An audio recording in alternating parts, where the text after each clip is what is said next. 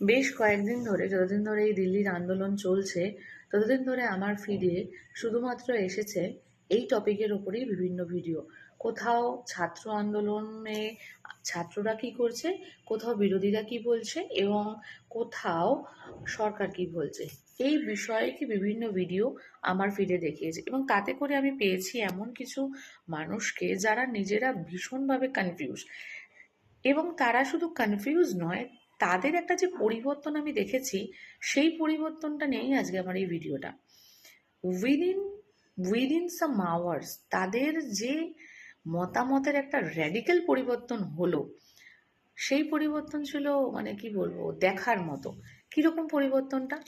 ধর্মেন্দ্র প্রধানজি অর্থাৎ আমাদের শিক্ষামন্ত্রী যতক্ষণ না পর্যন্ত ইস্তফা দিচ্ছেন এই খবর এসেছে, ততক্ষণ পর্যন্ত ওই সমস্ত মানুষের স্ট্যান্ড ছিল যে এই আন্দোলনটাতে নিশ্চয়ই আমাদের বিদেশিদের কোনো ইন্টেনশন আছে, কোনো ষড়যন্ত্র আছে, বিদেশি টাকা আছে, হ্যাঁ।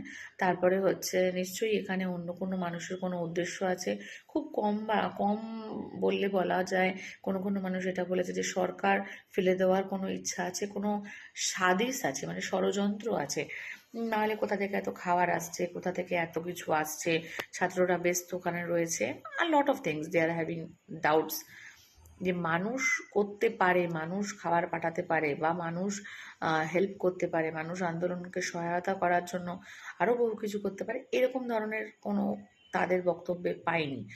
সেই সমস্ত মানুষরা, যেই উনি বললেন যে আমি ইস্তফা দেব, অর্থাৎ ধর্মেন্দ্র প্রধানজি, সঙ্গে সঙ্গে ওনাদের স্ট্যান্ডটা হয়ে গেল এটা যে দেখেছো জেনজির কত ক্ষমতা, দেখেছো আমাদের যে নতুন প্রজন্ম তারা কত সাহসী, দেখো ওরা যে এত আন্দোলন, এত সংগ্রাম করেছে, তারই ফলস্বরূপ কিন্তু আন্দোলনটা জয়লাভ করলো। অথচ কয়েক ঘন্টা আগেই ওনারা বলছিলেন যে এই আন্দোলন জয়লাভ করবে, এই আন্দোলন তো বাজে আন্দোলন, এটা কোনো আন্দোলন, এ তো দেশের মানুষকে উস্কে দেওয়ার পরিকল্পনা।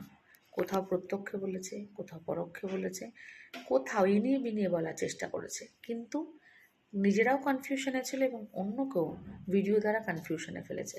আজকে তাদের এই স্ট্যান্ড।